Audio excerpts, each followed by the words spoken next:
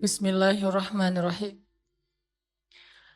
Assalamualaikum warahmatullahi wabarakatuh.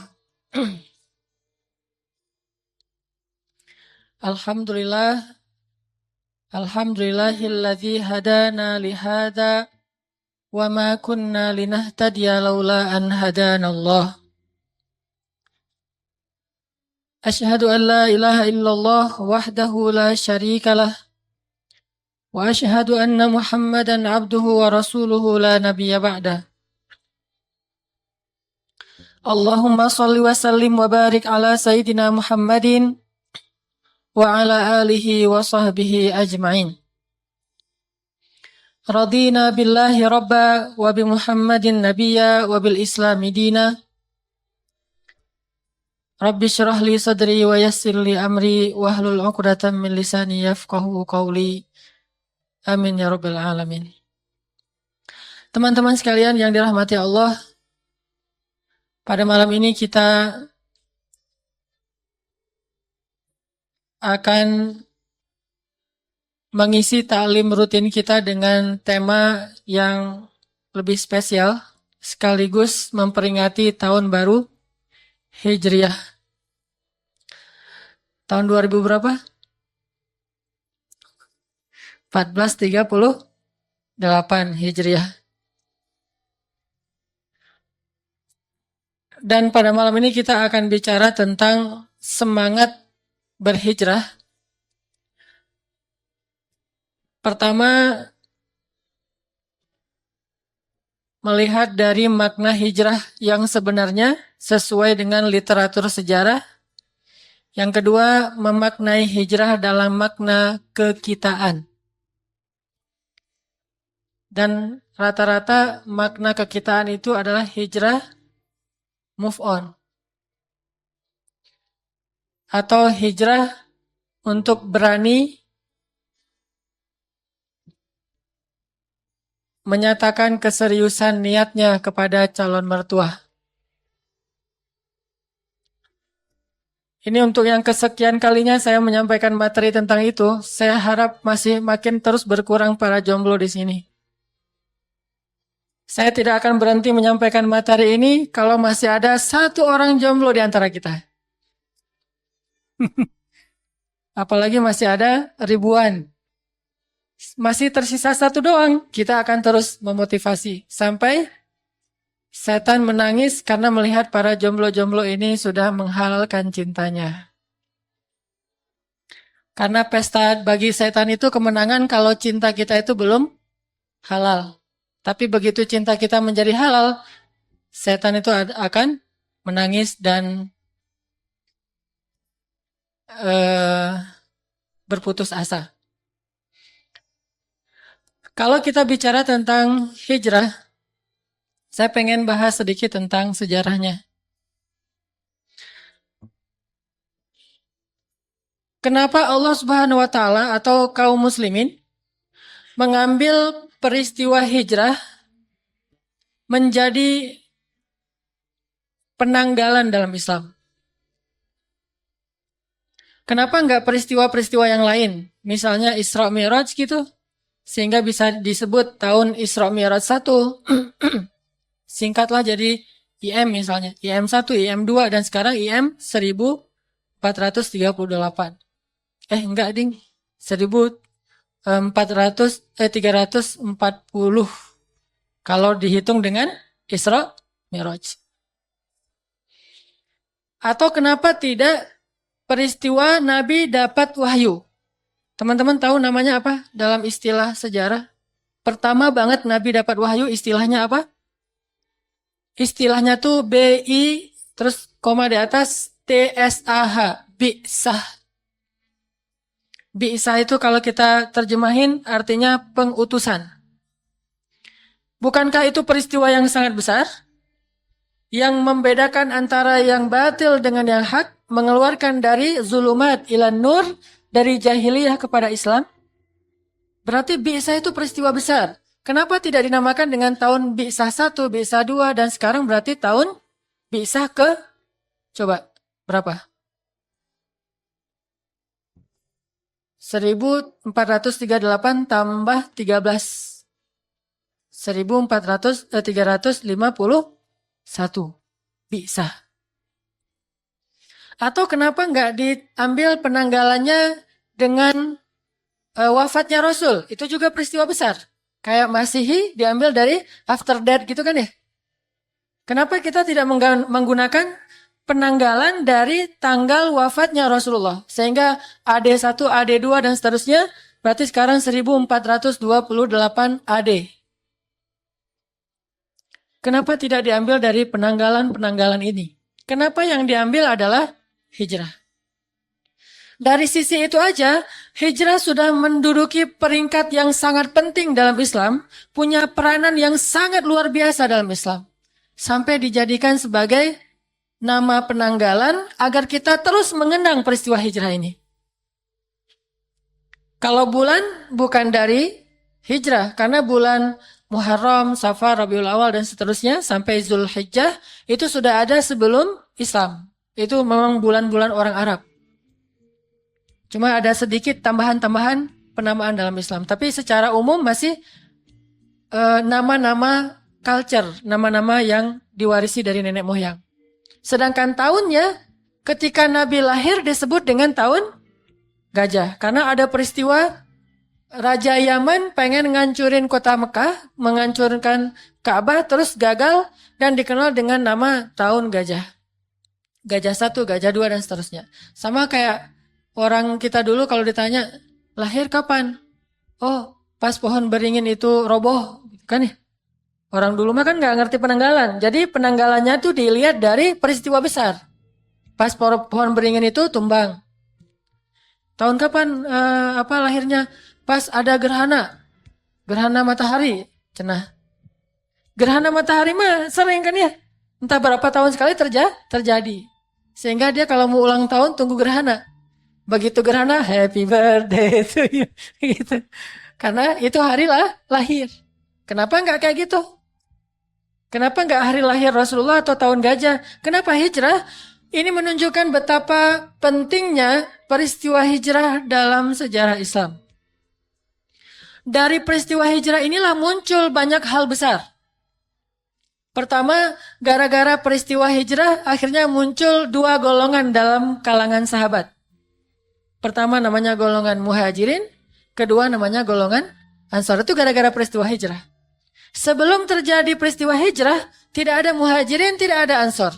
Yang ada adalah orang Quraisy, orang Aus, orang Khazraj. Jadi masih nama suku.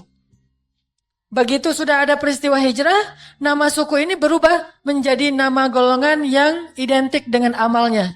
Kalau yang berhijrah namanya muhajirin, kalau yang amalnya menolong orang yang berhijrah namanya ansor. Dan dua-duanya was-sabiqunal awwaluna minal muhajirin wal ansar.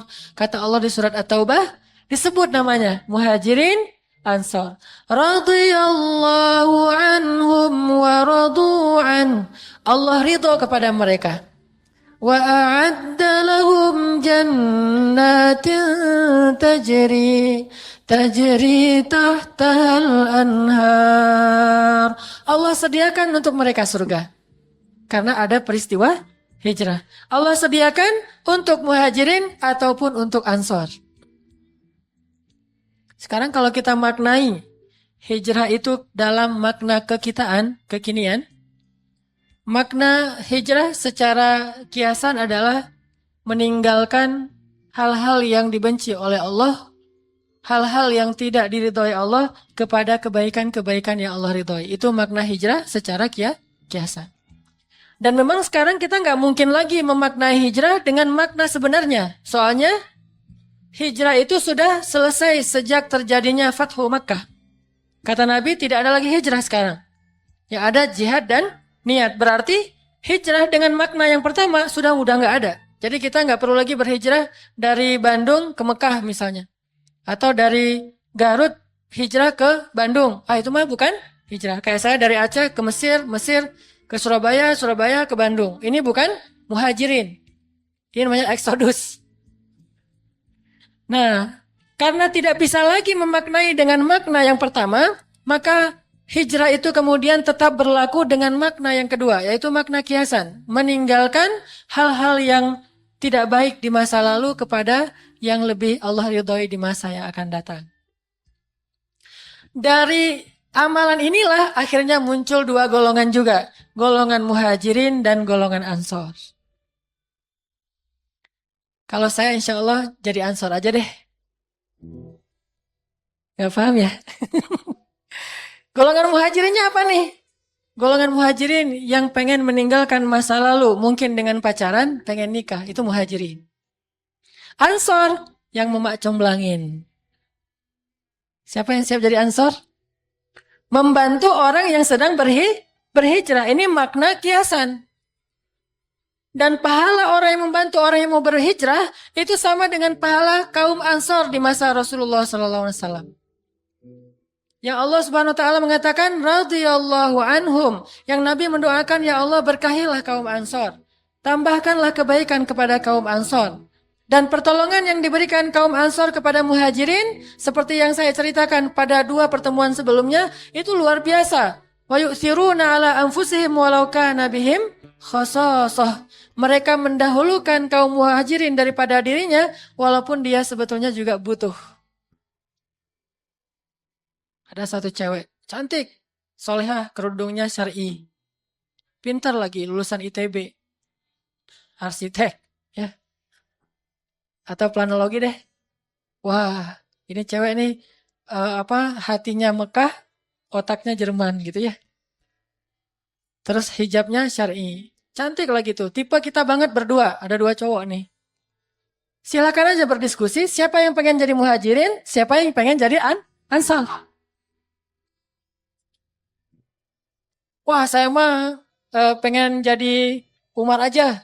Hijrahnya terus terang. Hei cewek, kamu mau nggak dengan saya? Gitu. Itu Umar mah hijrahnya siapa? Wahai kaum Quraisy, ya ma'syara Quraisy, fa'alamu anni muhajir. Ketahuilah saya ini mau berhijrah. Siapa yang pengen istrinya menjadi janda, anaknya menjadi yatim, tunggu saya di balik bukit ini.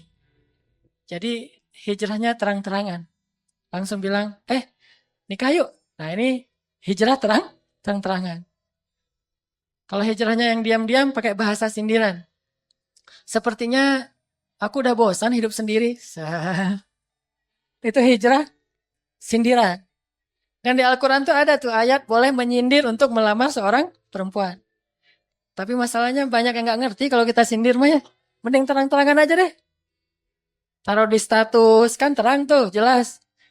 Terus fotonya kayak gini, kayak di poster benar-benar kelihatan yang dipeluk itu adalah teddy bear misalnya. Ini kan kelihatan statusnya juga udah jelas bahwa dia butuh sandaran.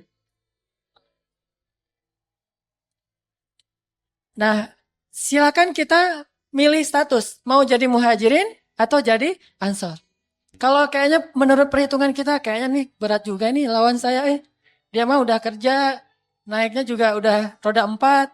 Kemudian juga secara ini penampilan good looking. Dan saya mah masih sering manggil Gojek. Udah gitu kerja juga belum jelas. Daripada saya mati konyol, mending saya jadi ansor aja. Daripada ketahuan kalah kan ya, saya jadi ansor. Kamu gimana? Udah ada calonnya? Udah sih. Yang mana? Yang itu. Kita udah tahu. Oh ya udah, biar aku macomblangin atau aku cari tahu gimana tentang dia. Kita cari tahu berita tentang dia terus kita kasih tahu. Tapi banyak yang disensor. Yang baik-baik disensor semuanya. Tinggal yang nggak terlalu baik. Kalau dia mah udah berkali-kali nyambung putus. Kamu mau yang kayak gitu? Wah, saya mundur aja deh. Ya udah nggak apa-apa. Lebih baik kamu menjaga kehormatan kamu. Nggak usah yang kayak gitu-gitu. Cari yang lebih soleha aja. Udah, akhirnya menang. Itu namanya muhajirin. Muhajirin terselubung. Jadi ketika kita membantu orang lain untuk menikah, itu amal soleh yang luar biasa loh. Makanya jangan cuma ngandelin ustadz untuk jadi manjomblang, karena repot juga sih. Saya kemarin ngumpulin CV itu banyak banget, terus kriterianya tuh susah nyarinya untuk di matching-matching gitu susah. Misalnya cowok gitu. Ini bukan saya, ada seorang ustadz cerita ke saya. Seorang anak didiknya, laki-laki cowok, bikin kriteria di CV, Ustadz ini cewek yang menurut saya insya Allah saya siap kalau ada yang kayak gini. Pas dibaca oleh Ustadznya, wah ini kalau ada yang kayak gini saya juga mau kata Ustadz.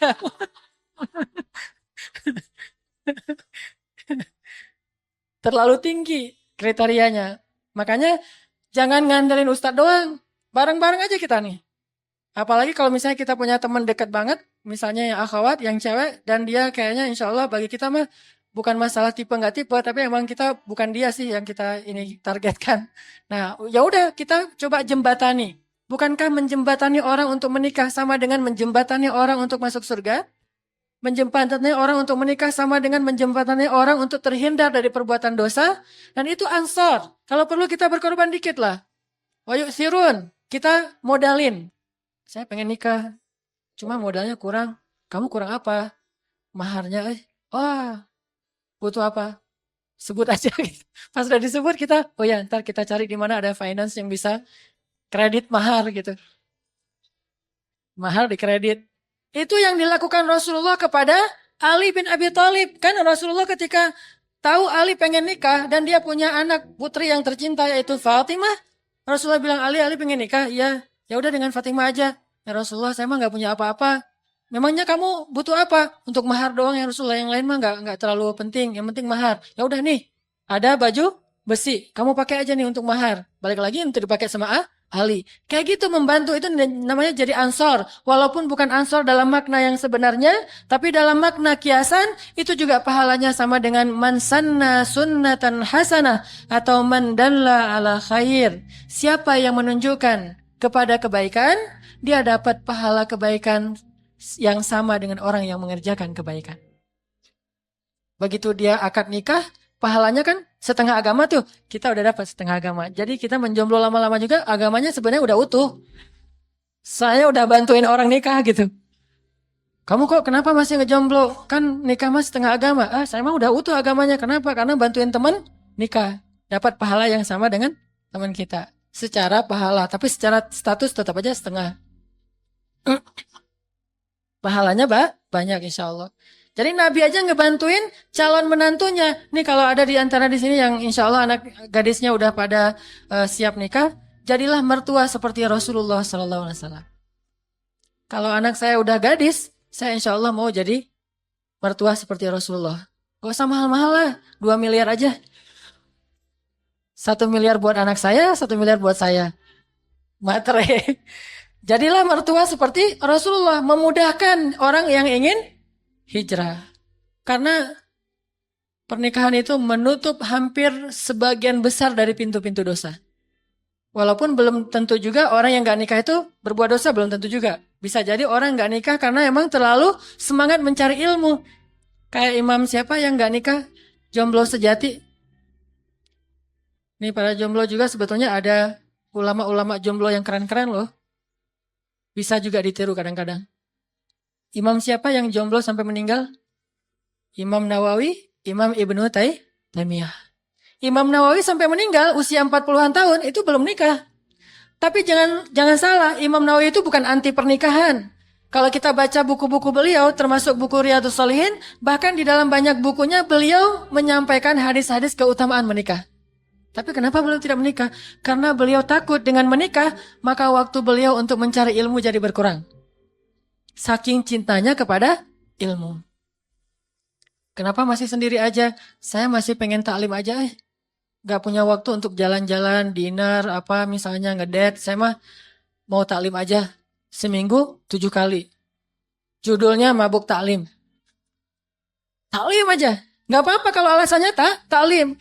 Atau alasannya kenapa belum nikah? Saya pengen hafal Quran dulu.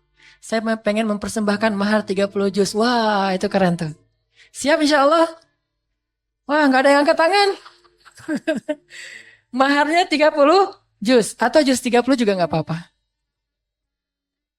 Saya dulu ketika nikah maharnya Al-Quran. Tapi cuma 1 surat pendek. Surat At-Tahrim. 1 lembar.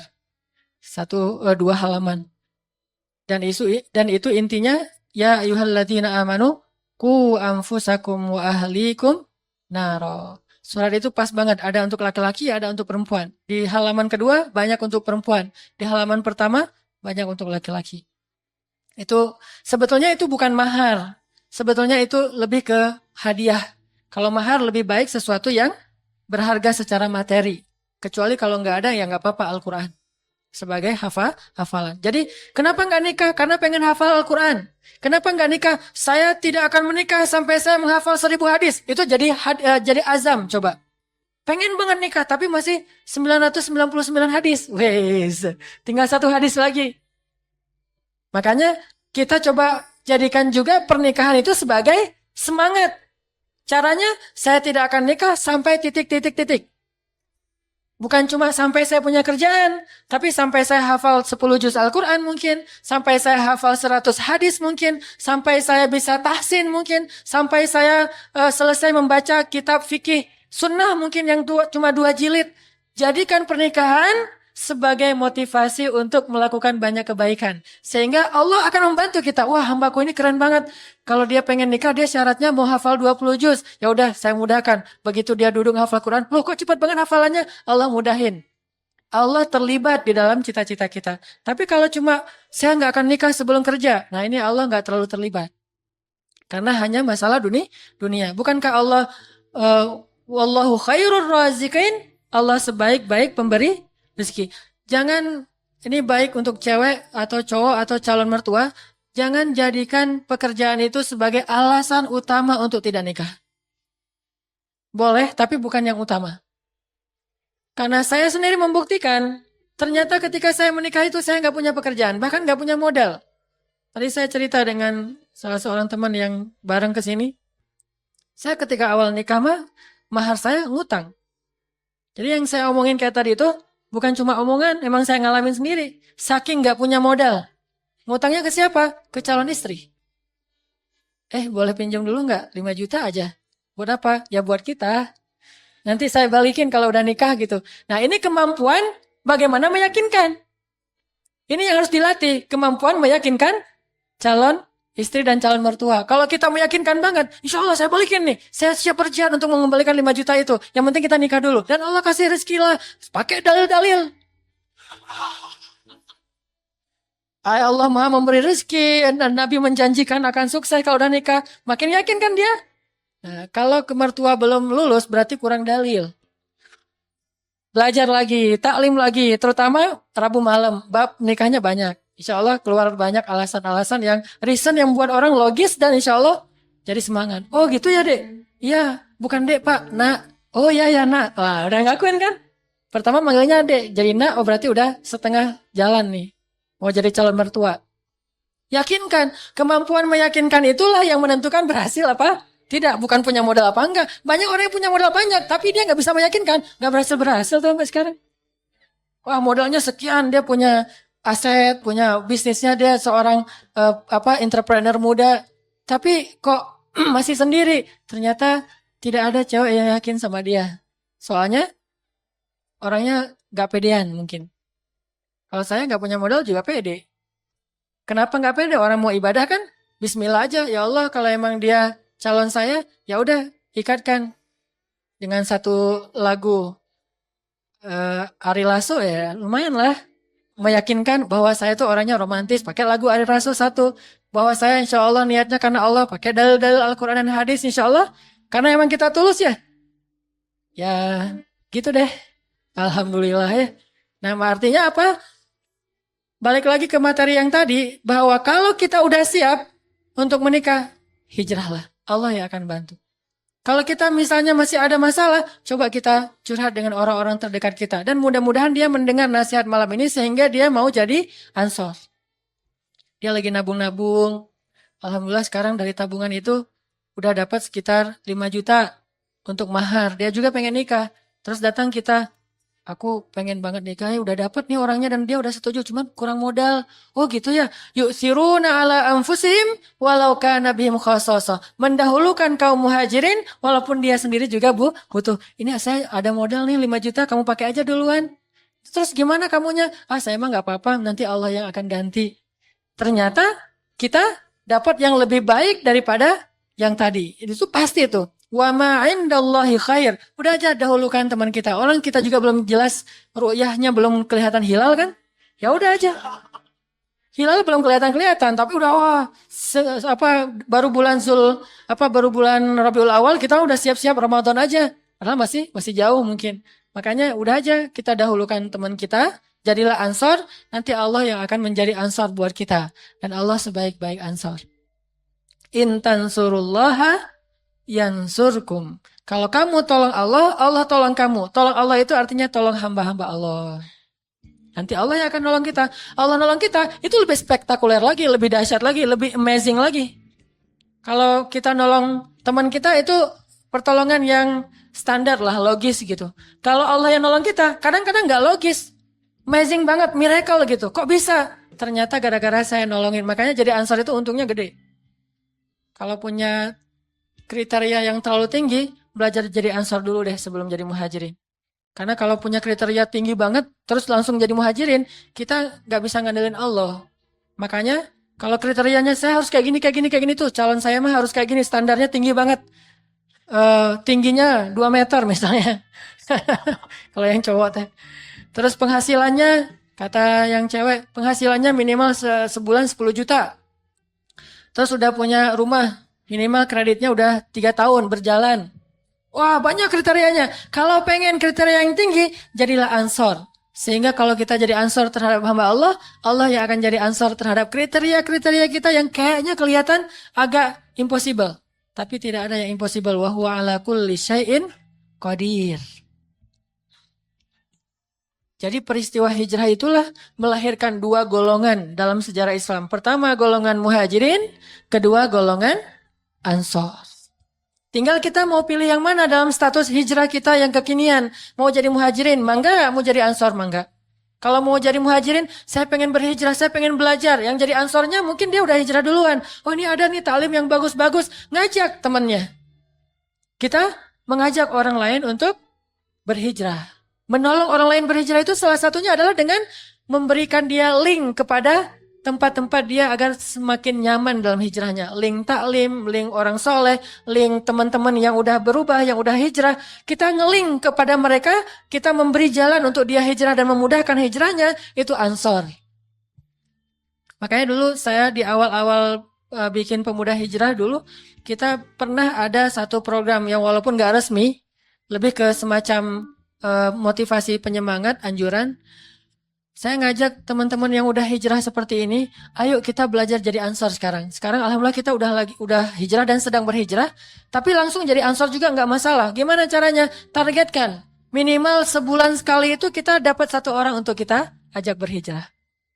Dan kata Nabi, jika ada seseorang yang Allah berhidayah lewat kamu, itu lebih baik daripada dunia dan seisinya.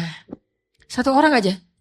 Allah kasih hidayah lewat kita, itu lebih baik daripada dunia dan seisinya. Dan tahukah teman-teman, kenapa Abu Bakar As-Siddiq itu lebih baik daripada seluruh umat Islam? Bahkan yang nomor 1 di antara semua sahabat, lebih daripada Ali bin Abi Thalib, lebih daripada Umar dan Utsman. Padahal Abu Bakar itu bukan seorang hafiz. Ada Ibnu Abbas yang hafiz. Bukan seorang ahli fikih, ada Muaz bin Jabal yang ahli fikih. Bukan seorang mujahid, ada Khalid yang lebih canggih lagi dalam berjihad. Kenapa Abu Bakar paling tinggi derajatnya di mata Allah? Bahkan ada kisah malaikat Jibril pernah mau mengukur surganya Abu Bakar. Dan kecepatan malaikat Jibril itu kalau terbang kecepatan yang lebih cepat daripada cahaya. Dari sini ke matahari aja kalau pakai kecepatan cahaya hanya beberapa menit. Maka Jibril pengen ngukur luasnya surga Abu Bakar. Udah terbang 1 tahun, baru berjalan kurang dari 1% luasnya surga Abu Bakar. Jibril jalan nih 1 tahun, baru di pinggir.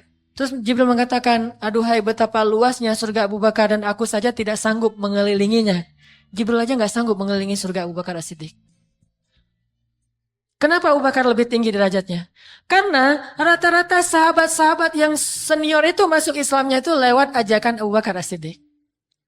Kalau teman-teman perhatikan 10 sahabat yang dijamin surga, itu kayaknya sekitar 7 dari mereka masuk Islam itu lewat Abu Bakar. Mulai dari Utsman, kemudian Sa'ad bin Abi Waqqas, Abu Ubaidah bin Jarrah, kemudian nanti Abdurrahman bin Auf, sampai kepada Tolha, Zubair, Sa'id. Mereka semuanya masuk Islamnya lewat Abu Bakar As-Siddiq. 7 apa 6 gitu. Dan ternyata orang yang masuk Islam lewat Abu Bakar itu bukan orang yang Islamnya biasa-biasa aja. Utsman tahu sendiri gimana sedekahnya Utsman. Sekali sedekah, pertama dia datang bawa 100 ekor unta. Terus dia perhatikan ternyata masih kurang. Untuk kaum muslimin mau berjihad, pasukannya ada sekitar 25.000. Dia baru bawa 100 ekor unta. Masih kurang kendaraannya. Pulang lagi bawa 200 ekor unta. Ternyata masih kurang, pulang lagi. Total dia ngasih 600 ekor unta. Ternyata masih kurang, dia ambil kuda. Dia kasih sekitar 300 ekor kuda. Masih kurang, dia kasih emas, 5 kilogram emas. Dan tahu berapa harga satu ekor unta untuk berperang? 200 juta satu ekor unta. Dia kasih 600 ekor unta. Kuda juga sekitar 100 juta. Dia kasih, apalagi kalau kuda perang itu mungkin yang dimiliki oleh salah seorang jenderal kita, harganya 2 miliar coba. Dia ngasih 300 ekor kuda untuk berperang. Kuda-kuda yang luar biasa, yang gagah.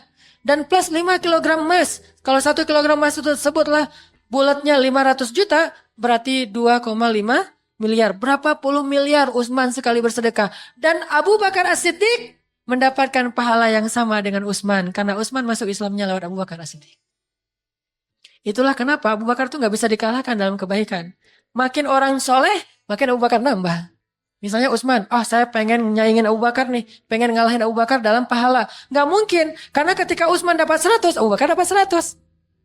Nanti Abdurrahman dapat 100, Abu Bakar dapat 100. Jadi Abdurrahman dan Utsman ini ngejar-ngejar Abu Bakar, nggak akan pernah kekejar. Itulah fadilah man dalla ala khair, man sanna sunnatan hasanah. Bayangin ada orang yang masuk ke masjid, yang berhijrah gara-gara kita. Setelah berhijrah, dia mungkin lebih rajin baca Quran dari kita. Kita baca Quran sehari setengah juz, 1 juz. Dia sehari 5 juz. Berarti kita selain 1 juz yang kita baca, dapat pahala dari 5 juz yang dibaca oleh dia. Belum lagi nanti kalau dia rajin tahajud. Belum lagi kalau dia sholat berjamaah di masjid gara-gara hijrah lewat kita. Bukankah sholat berjamaah di masjid itu setiap langkah kaki itu menggugurkan dosa, mengangkat derajat? Setiap tetes air wudhu itu menggugurkan dosa? Ketika dia masuk ke masjid, malaikat mendoakannya, kita dapat semua yang dia dapatkan. Makanya jadi ansor dalam hijrah itu keren banget pahalanya. Untuk diri sendiri, jadilah muhajirin. Untuk teman kita, jadilah ansor. Karena kalau dulu hanya bisa milih salah satunya.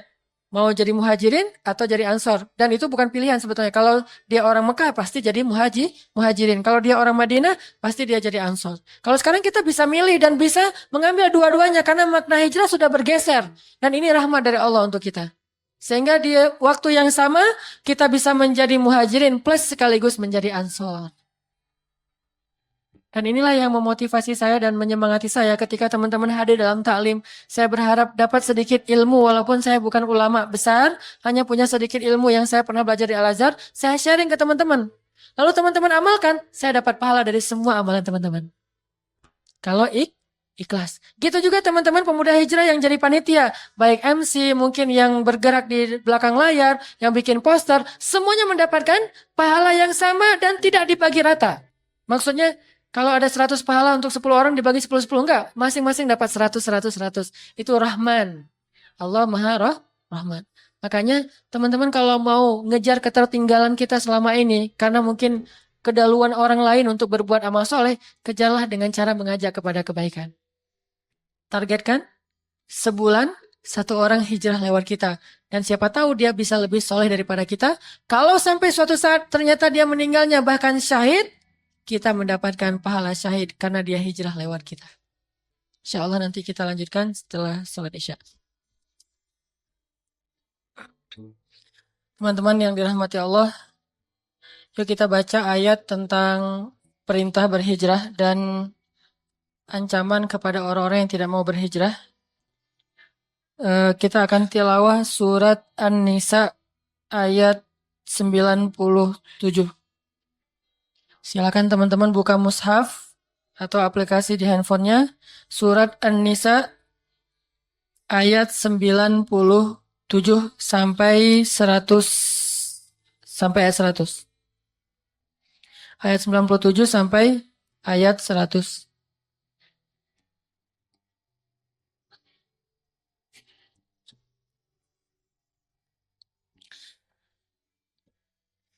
أعوذ بالله من الشيطان الرجيم. Mangga.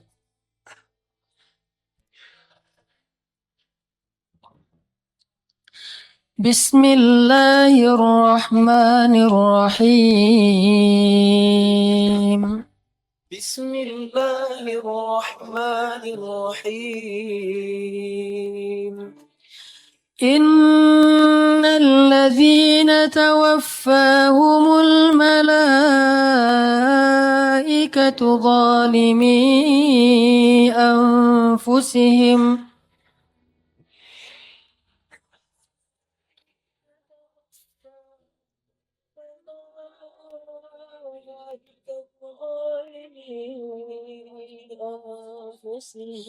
qalu fima kuntum qalu kunna mustad'afina fil ardh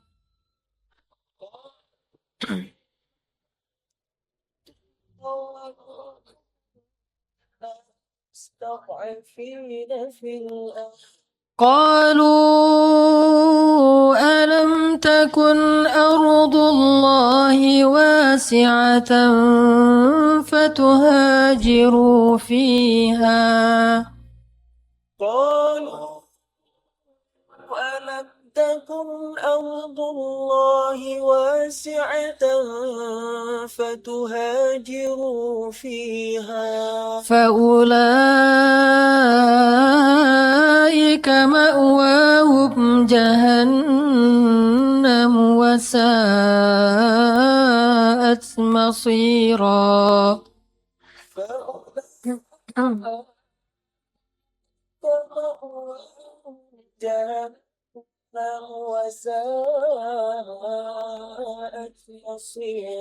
إلا المستضعفين من الرجال والنساء والولدان إلا المستضعفين من الرجال والنساء والولدان لا يستطيعون حيلة ولا يهتدون سبيلا لا يستطيعون حيلة ولا يهتدون سبيلا فأولئك عسى الله أن يعفو عنهم فأولئك عسى الله أن يعفو عنهم وكان الله عفوا غفورا وكان الله عفوا غفورا ومن يهاجر في سبيل الله يجد في الأرض مراغما كثيرا وسعا ومن يهاجر في سبيل الله يجد في الأرض مراغما ومن يخرج من بيته مهاجرا إلى الله ورسوله ومن يخرج من بيته مهاجرا إلى الله ورسوله ثم يدركه الموت فقد وقع أجره على الله ثم يدركه الموت فقد وقع أجره على الله وكان الله غفورا رحيما وكان الله غفورا رحيما. Sesungguhnya orang-orang yang diwafatkan oleh malaikat dalam keadaan menzolimi diri mereka sendiri. Malaikat bertanya kepada mereka, dalam keadaan apakah kalian mati? Lalu mereka menjawab, kami dulu di dunia dalam keadaan lemah Lalu malaikat berkata, bukankah bumi Allah itu luas sehingga kalian bisa hijrah kepadanya? Maka mereka itu tempat tinggalnya adalah neraka jahanam dan jahanam seburuk-buruk tempat kembali. Kecuali orang-orang yang benar-benar lemah di antara laki-laki dan perempuan, dan anak-anak kecil yang tidak mampu mencari kehidupan atau jalan, dan tidak menemukan yang tidak memiliki kemampuan dan tidak menemukan jalan. Maka mereka itu mudah-mudahan Allah akan mengampuni, akan memaafkan mereka, dan Allah Maha Pemaaf lagi Maha Pengampun. Dan barang siapa yang berhijrah di jalan Allah, niscaya dia akan dapati di muka bumi itu kelapangan.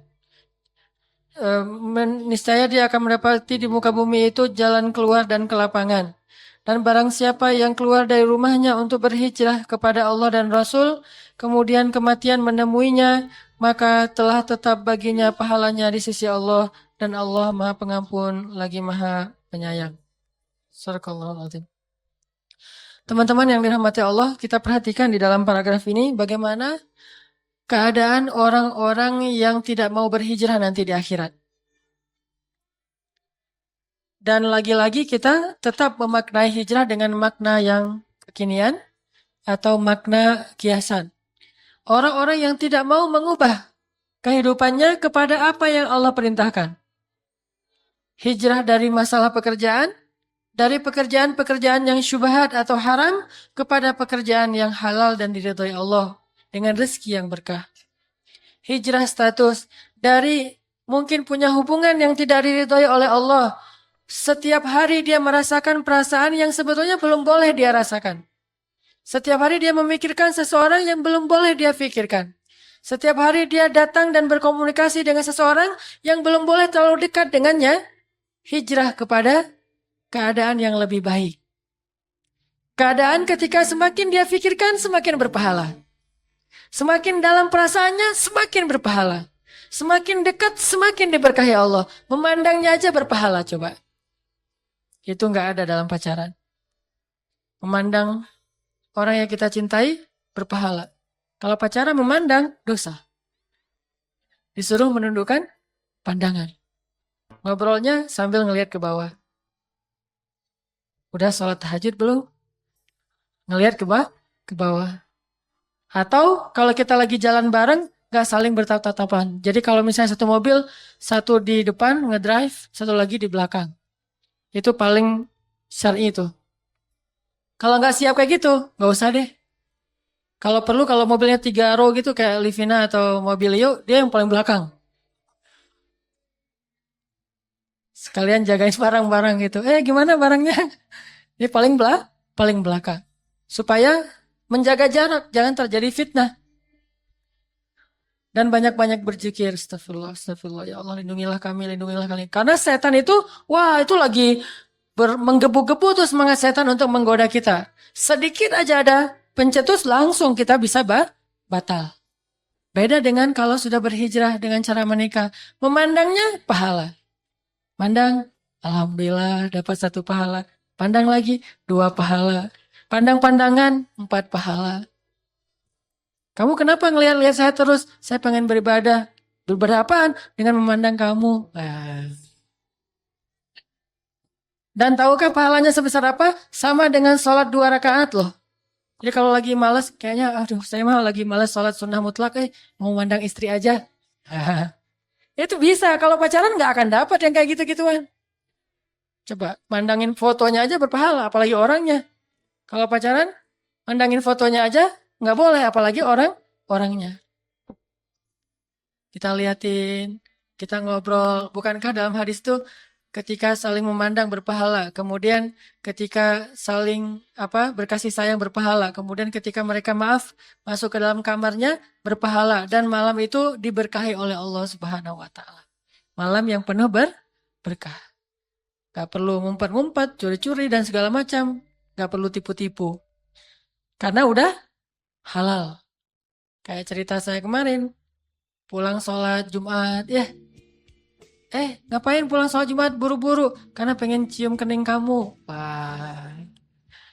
Kalau belum halal, pulang sholat Jumat bingung, nih mau kemana nih? Pulang ke rumah cuma nggak ada siapa-siapa gitu ya. Pulang ke rumah orang, wah bisa bahaya. Jadi kan bingung pulang sholat Jumat. Aduh saya habis Jumatan tuh bingungnya mau kemana. Akhirnya nelfon teman, kita nongkrong yuk. Gitu lagi kan. Kalau yang udah berhalal, dia mah nggak pernah galau mau nongkrong di mana. Udah jelas tempat nongkrongannya. Di dalam surga di rumahnya. Yang dinanti oleh bidadari. Tinggal pulang, assalamualaikum, waalaikumsalam. Udah ditunggu dari tadi juga. Lagi khutbah dia udah nunggu di belakang pintu. Gitu. Lagi khutbah Jumat udah nunggu. Begitu buka pintu, assalamualaikum, waalaikumsalam. Langsung kecup keningnya. Ya Allah, rahmatilah hubungan kami. Jagalah hati kami. Dan jadikanlah dia pasanganku di dunia dan di surga. Luar biasa itu udah. Ada yang lebih dahsyat lagi tuh. Bangun tahajud. Bangun tahajud, begitu kita malam udah melek langsung bangun wudhu. Setelah wudhu memercikan air ke wajahnya. Jangan 1 ember. Dipercikin. Memercikan air itu bukan bahasa, bukan cara yang kasar ya. Memercikan air itu romantis loh. Jadi memercikin air itu kalau Nabi itu diusap di matanya Aisyah. Jadi kayak facial gitu deh. Diusap di matanya Aisyah. Bangun dong, diusapin. Terus dipercik-percik. Oh kan manja tuh gitu. Apaan sih malam-malam dingin tahu. Nah kalau gitu besok malam air hangat dipercikin. Pokoknya yang lembut aja air hangat. Waduh makin nyenyak tidurnya air hangat nih dipijitin. Atau kalau perlu, kalau yang lebih keren lagi percikin airnya itu pakai itu tuh. Pakai nano spray. Segar gini kirain lagi di zam-zam segar gitu ya pakai nano spray. Kenapa kamu pakai nano spray saya? Kan ikut sunnah Nabi memercikan air. Tapi pakai teknologi nano spray. Ini lebih dahsyat lagi. Udah gitu dipijit-pijitin jempolnya pelan-pelan supaya dia bangunnya nyaman. Begitu bangun azan subuh kan jadi sholat. Kelamaan soalnya ngebanguninnya.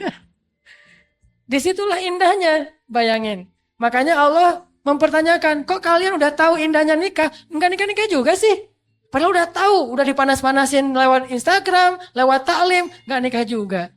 Sampai akhirnya malaikat nanya, Fima kuntum, kenapa kalian dalam keadaan seperti ini tidak menikah? Katanya mustad'afin ya Allah, enggak siap ya Allah, lemah, enggak punya pekerjaan. Bukankah ardullahi wasi'ah? Bukankah bumi Allah itu luas? Dan Allah berjanji di ayat yang ke-100-nya tadi, siapa yang berhijrah, Allah akan memberikan jaminan muraghaman katsiran wasa. Banyak jalan keluar dan kelapangan. Itu janji Allah untuk orang yang berhijrah. Enggak usah khawatir. Dan saya yakin yang di atas tuh semuanya udah pada siap. Tinggal datangnya kapan gitu. Mereka mah udah siap dari dulu juga. Ya teh. Dari dulu juga. Kapan Ustadz kalau nggak ada yang datang? Kan nggak mungkin mereka datang duluan. Tembak aku dong, kan nggak mungkin. Itu mah nggak keren banget. Makanya kita yang harus cowok berani datang. Terus kamu datang pakai apa? Saya bawa Allah. Wah ini ngeri nih. Modal kamu apa? Allah modal saya. Jaminannya apa? Allah sebaik-baik penjamin. Saksinya Allah yang akan menyaksikan. Pokoknya saya ngandelin Allah aja. Bismillah, ayo kita berjihad. Allahu Akbar gitu. Akhirnya calon mertua juga ikut takbir. Wah, kenapa saya jadi ikut-ikutan nih? Udah deh. Masih ingat? Ini buat calon mertua ya. Belajarlah dari Sa'id bin Musayyib. Sa'id bin Musayyib itu satu dari 7 ulama Madinah. Di masa tabi'in. Beliau tuh senang banget dengan orang yang ahli masjid, terutama anak muda yang rajin ke masjid, ikut talim itu senang banget. Bahkan dihafal wajah-wajahnya. Sehingga ketika ada satu muridnya yang paling dekat dengan beliau nggak hadir dalam majelis ilmu, akhirnya Sa'id bin Musayyib sekali-kalinya datang ke rumah seorang murid dan mendahulukan itu daripada sholat berjamaah. Kan kita tahu Sa'id bin Musayyib ini 50 tahun nggak pernah ninggalin sholat berjamaah. Selama 50 tahun itu dapat takbiratul ihram bersama imam. 40 tahunnya sholat nggak pernah ngelihat punggung orang. Artinya di shaf pertama. 30 tahunnya mendengar azan di dalam masjid. Nggak pernah azan dia masih di luar. Nggak pernah tuh. 30 tahun azan di dalam masjid. Sekali-kalinya dia meninggalkan semua itu gara-gara datang ke rumah muridnya yang tidak hadir dalam majelis ilmu. Datang ke rumah muridnya.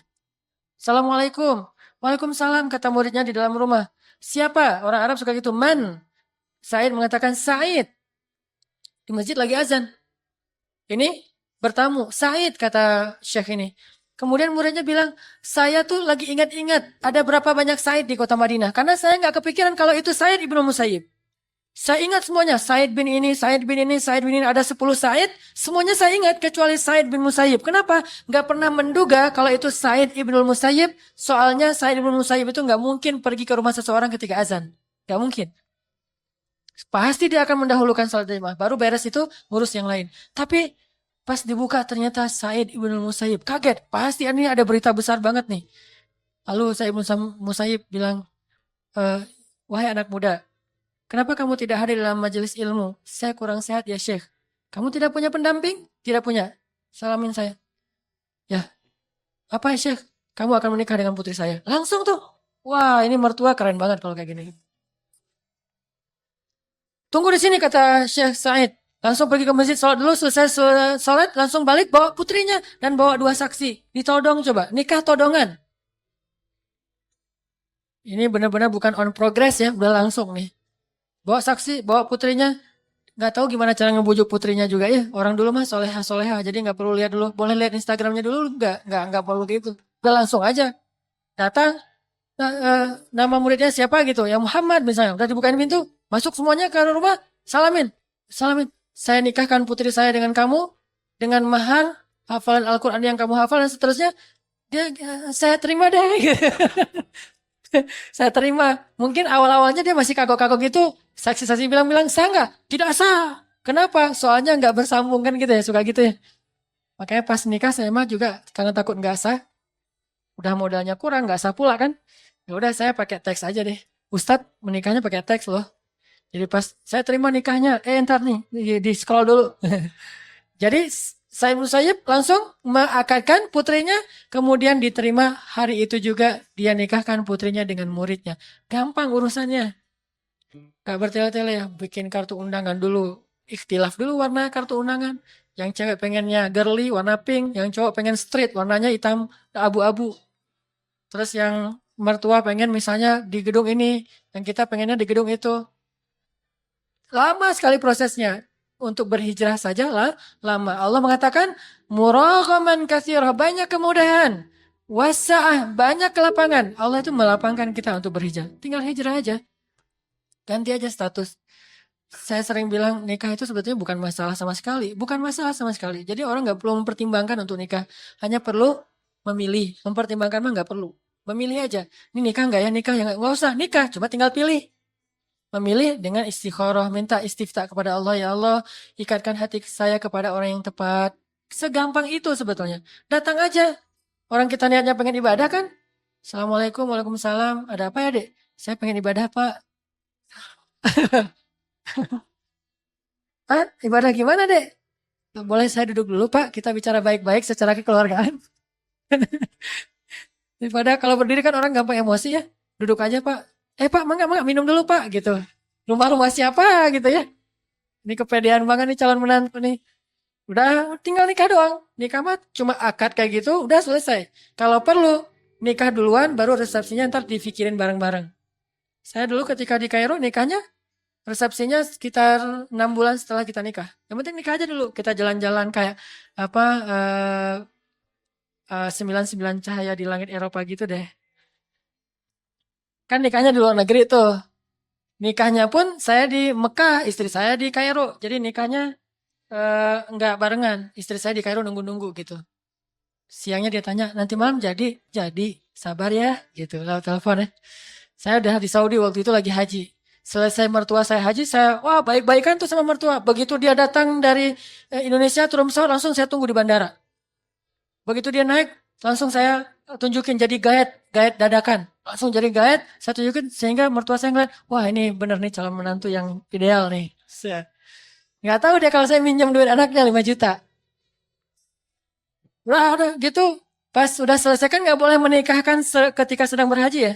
Selesai haji semuanya, udah Arafah, udah apa, tauhid ifadah udah beres, langsung saya minta manggilnya Abah.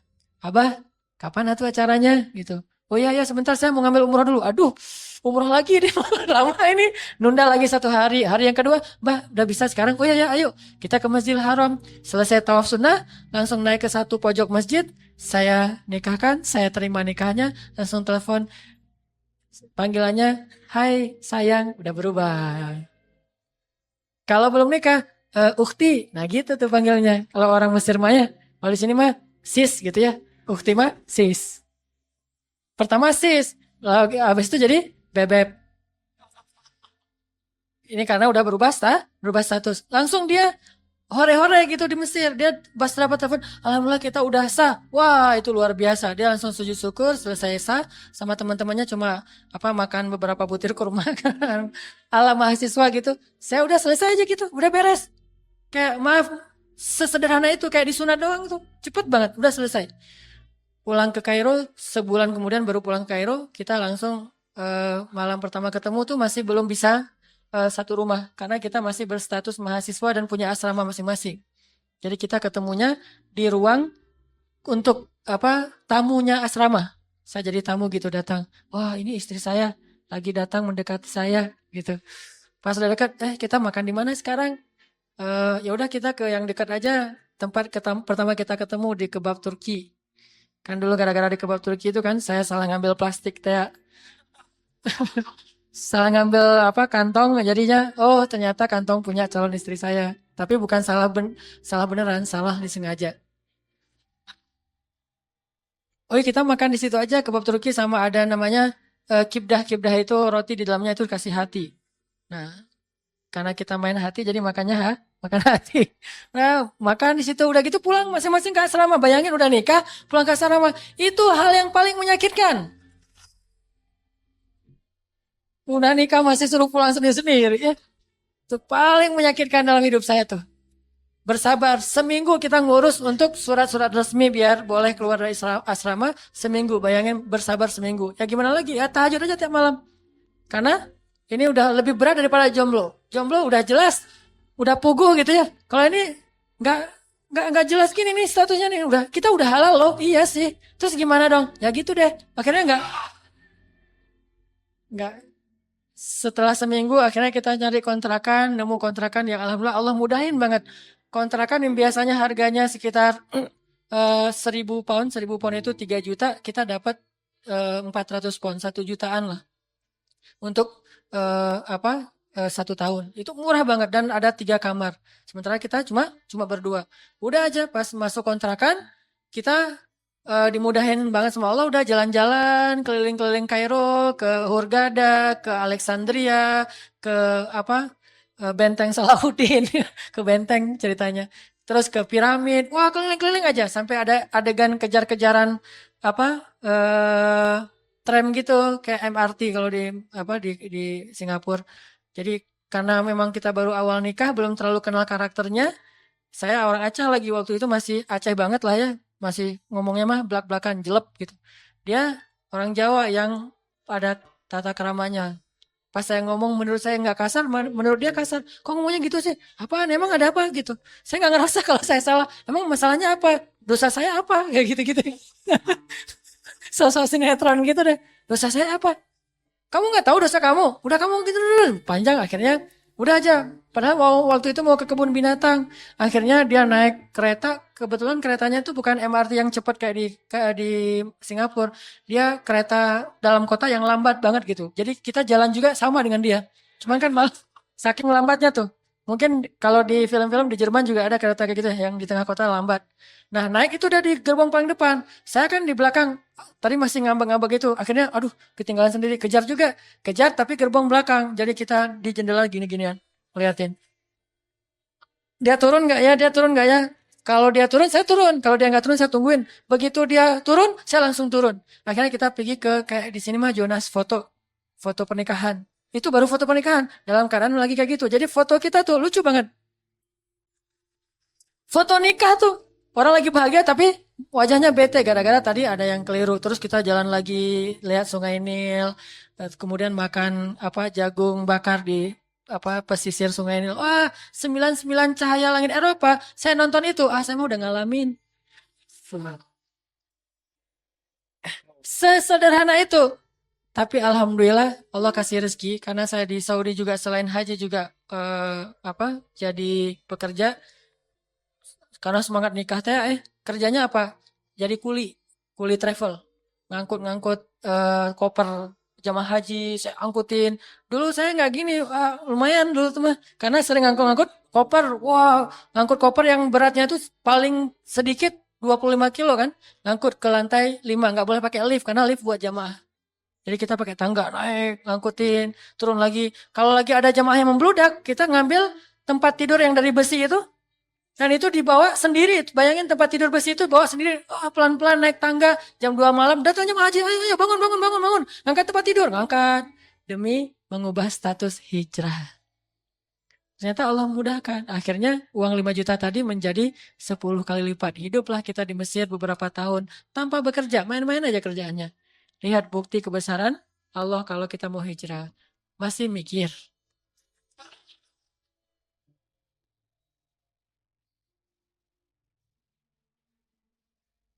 Coba perhatikan ayat. Coba teman-teman sekarang lihat surat Al-Baqarah. Tentang bagaimana semangat hijrah seorang sahabat di surat Al-Baqarah ayat 207. Surat Al-Baqarah ayat 207. Bismillahirrahmanirrahim.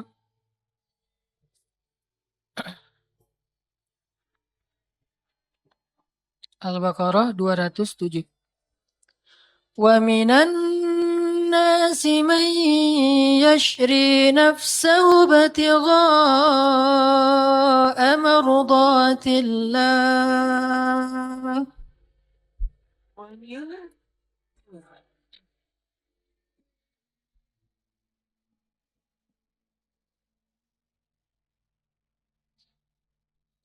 Wallahu ra'ufum bil ibad.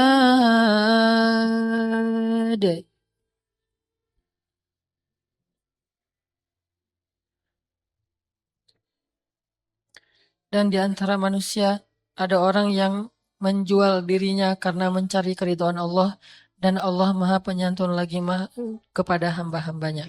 Menjual dirinya. Maksudnya mengorbankan semua yang dia miliki demi untuk berhijrah di jalan Allah. Siapa orang yang dibahas di dalam ayat ini? Sahabat yang bernama Suhaib bin Sinan Ar-Rumi. Ini sahabat berasal dari Italia.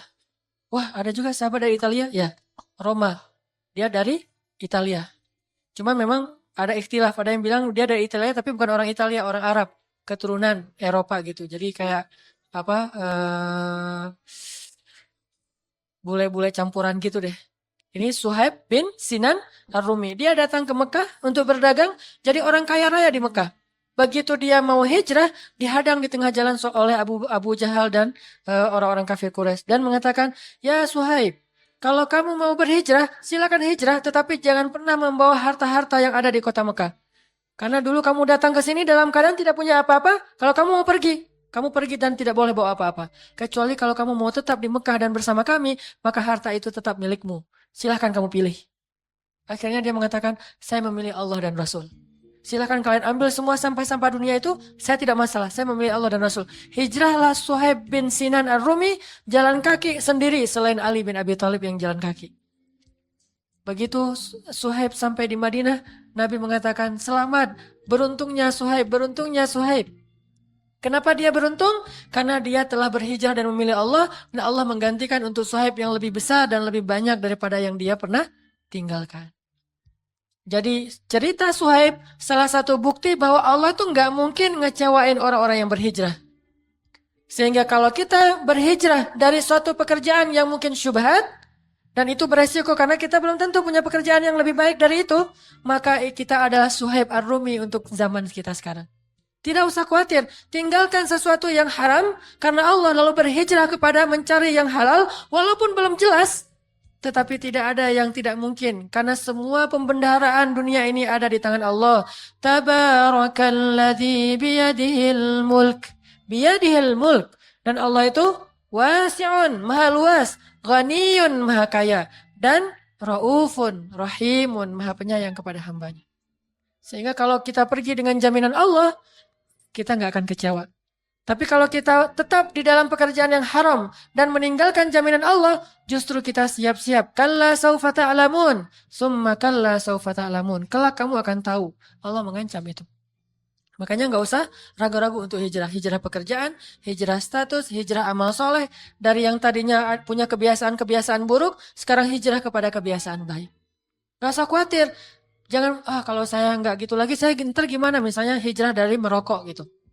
Saya kalau nggak ngerokok ntar nggak bisa mikir gimana.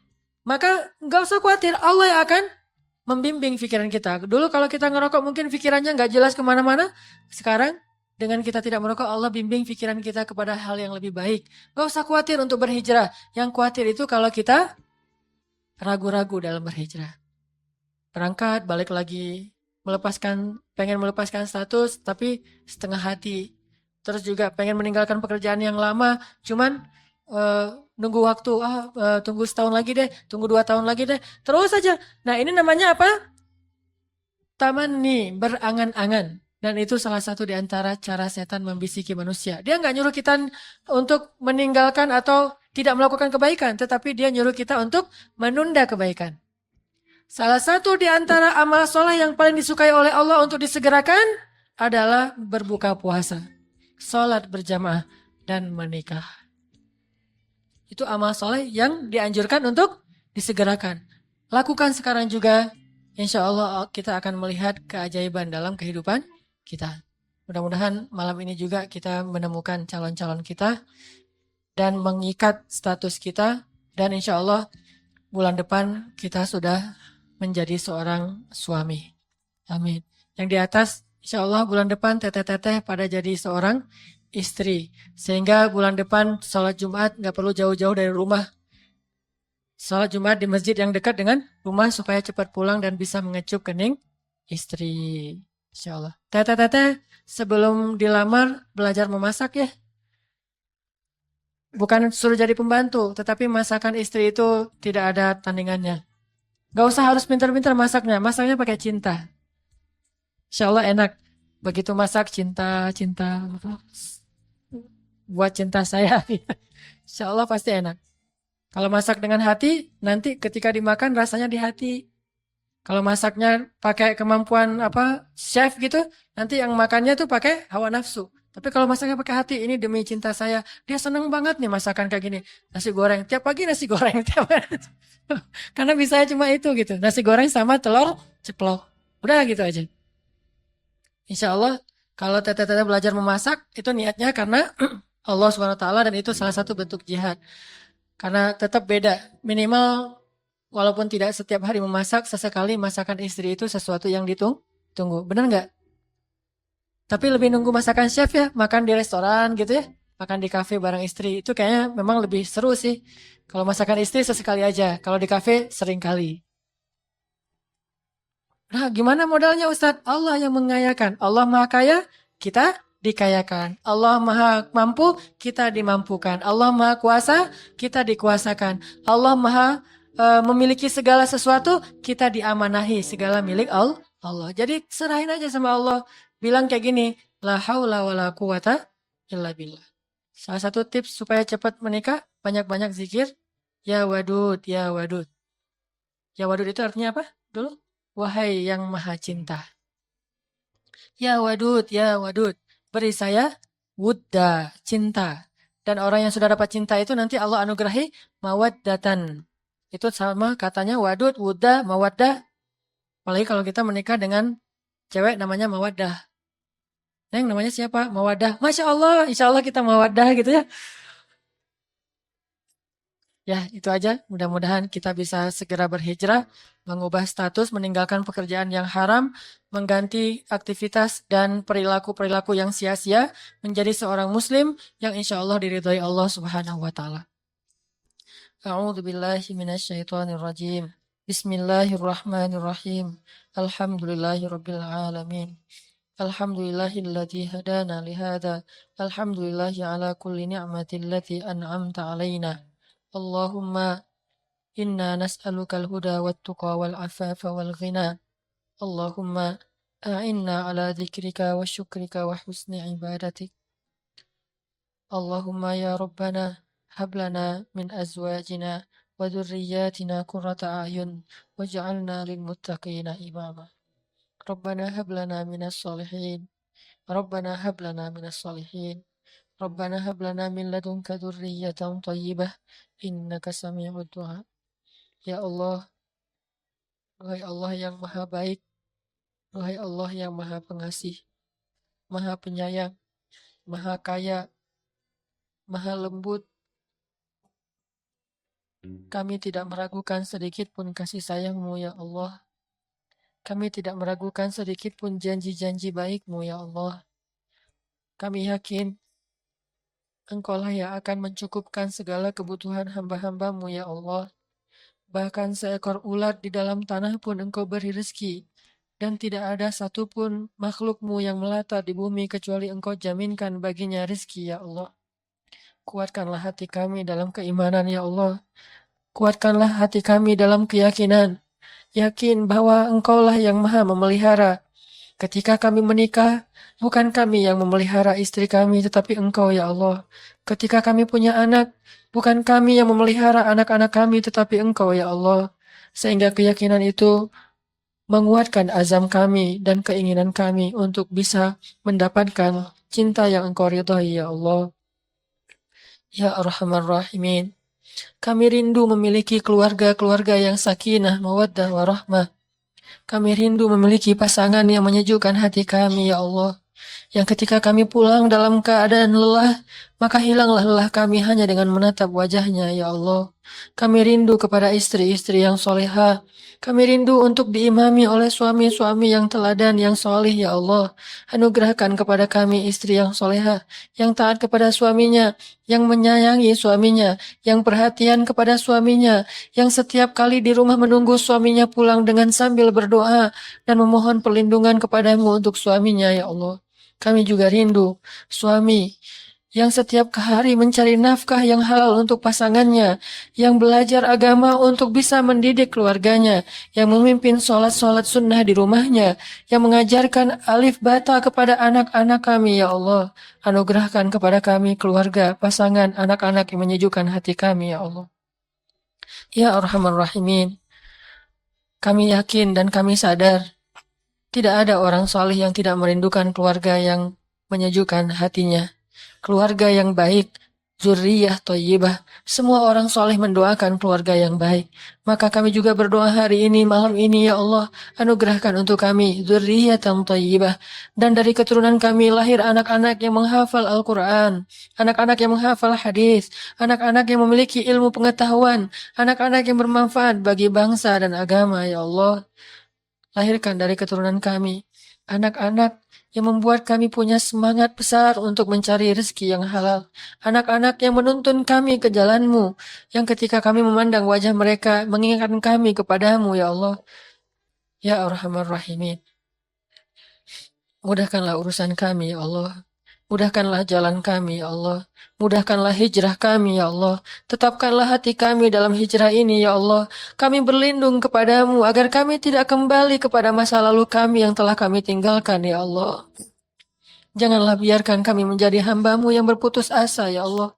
Kuatkanlah kesabaran kami dalam penantian kami. Kuatkanlah kesabaran kami dalam ikhtiar kami. Kuatkanlah kesabaran kami dalam tawakal kami, ya Allah. Jangan biarkan hati ini menjadi berputus asa. Karena sesungguhnya berputus asa bukanlah sifat orang-orang yang beriman. Ya Arhamar Rahimin. Berilah petunjuk kepada pemuda-pemuda Islam yang ada di seluruh dunia. Terutama di Indonesia, di Bandung, ya Allah. Bantulah pemuda-pemuda Islam untuk mendapatkan kebaikan dalam hidup mereka, menjadi anak muda yang tumbuh dalam ketaatan, sehingga kelak di akhirat mereka mendapatkan naungan-Mu di padang mahsyar, ya Allah. Ya Arhamar Rahimin, kami sedang belajar, ya Allah. Kami sedang belajar untuk menjadi hamba yang lebih taat kepadamu, ya Allah. Kami sadar seringkali kami masih salah, masih keliru. Kadang kami kembali lagi melakukan kesalahan-kesalahan yang harusnya sudah kami tinggalkan. Jangan dulu Engkau menutup pintu taubat-Mu kepada kami jika taubat kami belum sempurna, ya Allah. Jangan dulu Engkau menutup pintu taubat kepada kami jika taubat kami belum nasuha, ya Allah. Jangan dulu Engkau mencabut ampunan-Mu dari kami jika kami istighfarnya belum baik, ya Allah. Berilah kami kesempatan, ya Allah, sebelum kami menemui-Mu, ya Allah. Sebelum berpisah ruh dengan jasad kami, ya Allah. Beri kami kesempatan untuk memperbaiki diri, untuk mengejar kekurangan dan ketertinggalan amal-amal soleh kami selama ini, untuk bisa bersanding dengan Rasulullah dan sahabat-sahabat yang mulia di dalam surga-Mu, ya Allah. Beri kami kesempatan dan kemampuan, ya Allah. Maafkan kami jika kami masih banyak kurangnya, ya Allah. Maklumilah kami, ya Allah, yang sedang belajar, yang masih belum mengerti semua kebaikan dalam agama-Mu, ya Allah, yang masih meraba-raba, yang baru menghadiri taklim-taklim, yang mungkin belum banyak ilmu yang kami serap dalam taklim-taklim ini, ya Allah. Maklumilah kami, maafkanlah kami, ya Allah. Rabbana la tu'akhidna in nasina aw akhtana. Ya Rabbana, janganlah Engkau marah kepada kami jika kami silap dan lupa, ya Allah. Janganlah Engkau timpakan murka-Mu kepada kami jika kami berbuat dosa, ya Allah. Janganlah Engkau menutup hati kami dalam kekufuran jika kami menodainya dengan noda-noda dosa, ya Allah. Bersihkanlah hati kami dari dari dosa-dosa karena perbuatan kami sendiri, ya Allah. Jangan tutup hati kami. Jika Engkau menutup hati kami, maka siapa yang dapat membukanya, ya Allah? Celakalah kami jika Engkau telah menutup hati kami, ya Allah. Ya Arhamar Rahimin, kami tidak tahu takdir kami, ya Allah. Kami tidak tahu masa depan kami, ya Allah. Kami tidak tahu kami akan mati dalam keadaan husnul khotimah atau su'ul khotimah, ya Allah. Tidak ada jaminan bagi siapapun untuk mendapatkan husnul khotimah kecuali jaminan dari-Mu, ya Allah. Kami pernah mendengar ada orang yang menghabiskan usianya dengan amal soleh, beribadah di dalam masjid-Mu, tetapi akhir hayatnya takdir menjadikannya seseorang yang berbuat dosa dan mati dalam keadaan kufur. Lindungilah kami dari keadaan seperti orang itu, ya Allah. Mungkin hari ini kami bisa berbahagia karena masih dekat dengan rumah-Mu, ya Allah. Tapi kami tidak tahu apakah besok kami akan menjadi orang seperti ini atau lebih buruk dari ini, ya Allah. Tetapkanlah hati kami, ya Allah. Jika takdir akhir hayat kami itu buruk, kami mohon dengan belas kasih-Mu, ubahlah takdir yang buruk menjadi yang baik, ya Allah. Jika takdir akhir hayat kami adalah su'ul khatimah, kami mohon kepadamu, ubahlah menjadi husnul khatimah. Jika mungkin Engkau telah mentakdirkan kami menjadi ahli neraka dan telah mencatat nama kami di dalam batu-batu neraka, kami mohon kepadamu, kami mohon, ya Allah. Gantilah takdir-Mu, karena sesungguhnya Engkau mengubah takdir dengan doa hamba-hamba-Mu. Hapuskanlah nama kami di dalam pintu neraka, ya Allah, dan tuliskanlah nama kami di lembaran-lembaran surga, ya Allah. Tuliskanlah nama kami di setiap daun-daun surga, ya Allah. Sediakanlah surga untuk kami, ya Allah. Ya Arhamar Rahimin, beri juga hidayah-Mu kepada keluarga kami, kepada pasangan kami, kepada orang tua kami, ya Allah. Betapa ruginya kami jika kematian kelak akan memisahkan kami selama-lamanya karena salah satu dari kami beriman dan yang lain kufur, ya Allah. Beri petunjuk kepada seluruh keluarga kami dan pertemukan dan kumpulkanlah kami dengan keluarga kami kelak di dalam surga, ya Allah. Kami ingin merasakan suasana kekeluargaan dan keakraban di dalam surga, ya Allah. Seakrab dan sehangat hari Lebaran ketika kami pulang dari sholat Id, ya Allah. Pertemukan kami dengan orang tua kami. Jika ada orang tua kami yang telah wafat, يا sampaikanlah salam rindu kami kepada mereka, ya Allah. Kami rindu sekali kepada ibu kami. Kami rindu sekali kepada ayah kami. Kami rindu sekali kepada keluarga kami, ya Allah. Dan pertemukanlah kami kelak dengan mereka di padang mahsyar untuk saling memberi kebaikan. Dan di surga untuk saling bersilaturahim. Ya Arhamar Rahimin. Titipkan salam kami untuk Rasulullah. Titipkan salam kami untuk Rasulullah, ya Allah. Kami rindu kepada Rasulullah. Jika kami memikirkan keadaan umat Islam hari ini, sedih rasanya, ya Allah. Banyak dari saudara-saudara kami kaum muslimin teraniaya di mana-mana, ya Allah. Banyak dari bayi-bayi kaum muslimin tertimbun di dalam reruntuhan gedung di Suriah, ya Allah. Banyak dari anak-anak kami untuk pergi sekolah, mereka dihadang oleh tentara Israel di Palestina, ya Allah. Seandainya Rasulullah hidup, pasti Rasulullah tidak mau membiarkan keadaan seperti ini. Pasti beliau akan menyeru seluruh kaum muslimin untuk membela hak saudaranya. Betapa malunya kami kepada baginda Rasul. Kami mengaku mencintai dan mengikutinya, tetapi kami belum berakhlak sepertinya. Kami membiarkan umatnya terlunta-lunta seperti anak yatim. Dan kami hidup hanya untuk diri kami sendiri, ya Allah. Hidup hanya untuk makan dan keluarga kami saja. Dan kami tidak mau memikirkan saudara kami yang membutuhkan di sana, ya Allah. Sampaikanlah salam kami kepada Rasulullah. Dan kami memohon kepadamu, ya Allah, izinkanlah Rasulullah untuk mensyafaati kami nanti di akhirat kelak, ya Allah. Sampaikan salam rindu kami kepada Abu Bakar As-Siddiq, khalifah yang adil, kepada Umar bin Khattab, khalifah yang bijaksana, kepada Utsman bin Affan, khalifah yang soleh, kepada Ali bin Abi Thalib, khalifah yang sangat dicintai oleh Rasulullah SAW. Anugerahkan untuk kami khalifah-khalifah seperti itu di negeri kami, ya Allah.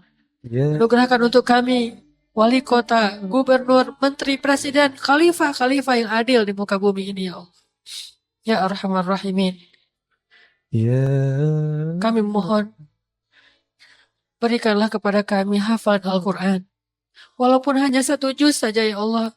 Setidaknya kami sebelum wafat menghafal 1 juz dari ayat-ayat-Mu, ya Allah. Dan kami memohon lebih dari itu, ya Allah. Jadikanlah kami para penghafal-penghafal Al-Quran. Suami yang hafiz Al-Quran. Istri yang hafiz Al-Quran. Anak-anak yang hufazul Quran. Sehingga kami menjadi keluarga penghafal Al-Quran. Keluarga penghafal hadis. Keluarga yang senantiasa menegakkan sholat. Keluarga yang taat kepadamu, ya Allah. Rabbana atina fid dunya hasanah. Wa fil akhirati hasanah.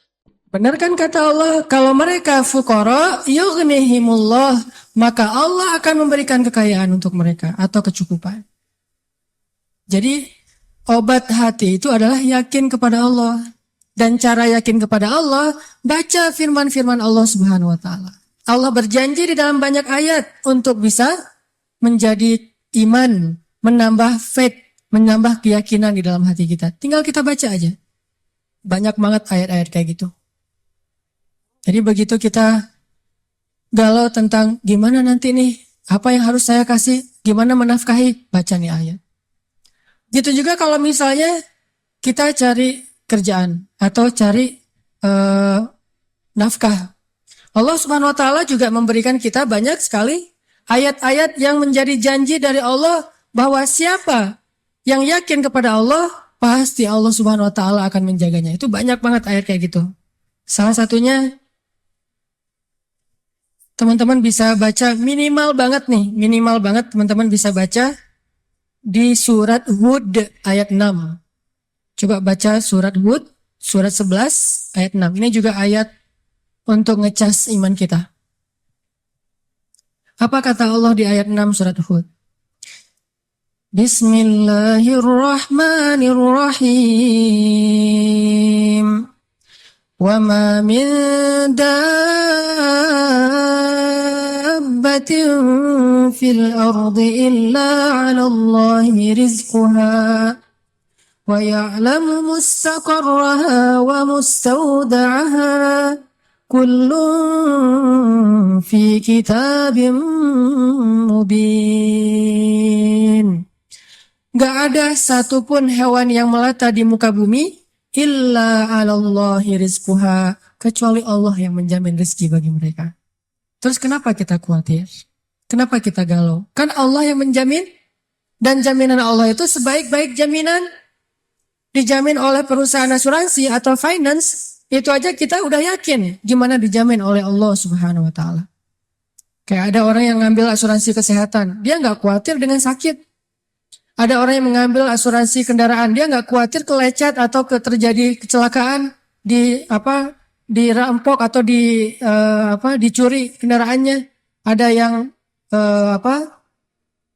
total loss only misalnya atau all risk, dia nggak khawatir. Kenapa? Ada yang menjamin.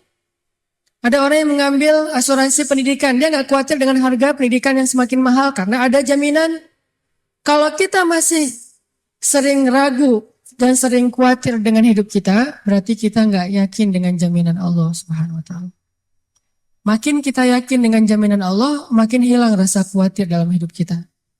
Tenang ajalah, ada Allah.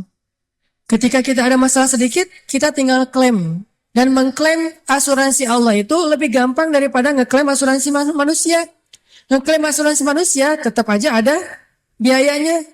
Tapi ngeklaim kepada Allah itu nggak ada biayanya, nggak perlu pakai nomor antri, nggak perlu jauh-jauh keluar dari rumah. Kita tinggal mengangkat kedua tangan kita mengatakan, Ilahi, Rabbi, saya ada masalah nih. Tetapi Engkau Maha Besar. Dan setelah itu, hati kita akan langsung tenang. Ini teman-teman, di antara obat terhadap semua penyakit hati itu adalah belajar yakin kepada Allah Subhanahu wa taala. Teman-teman bisa baca juga nanti surat Al-Mulk. Ini surat yang benar-benar ngebooster hati kita. Jadi sesi pertama ini saya pengen sharing. Ternyata kalau kita pengen menghilangkan semua penyakit hati kita, mulailah dari belajar iman, belajar yakin kepada Allah Subhanahu wa taala. Kalau kita pengen belajar menjadi orang yang menjalani hidup itu penuh dengan keyakinan, penuh dengan harapan, orangnya optimis, caranya belajar yakin kepada Allah Subhanahu wa taala. Dan salah satu cara belajar yakin kepada Allah, baca ayat-ayat Allah, terutama ayat-ayat booster tentang kebesaran Allah Subhanahu wa taala. Inna fi khalqis samawat, dalam penciptaan langit, bukan cuma di langit, tapi penciptaannya, prosesnya. Inna fi khalqis samawati wal ardi wa ikhtilafil laili wan nahari la ayatin liulil albab. Langit, bumi, silih bergantinya malam dan siang atau musim, di situ ada bukti-bukti bahwa Allah Maha Kuasa.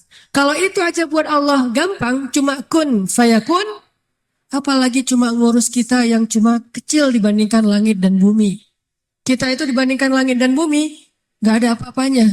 Kalau langit dan bumi aja buat Allah gak ada apa-apanya lagi, apalagi kita. Jadi intinya teman-teman, kenapa kita khawatir kalau Allah menjamin kehidupan kita? Kenapa kita khawatir kalau Allah berjanji menolong kita? Kenapa kita khawatir kalau Allah Subhanahu wa taala tidak akan menyia-nyiakan kebaikan kita?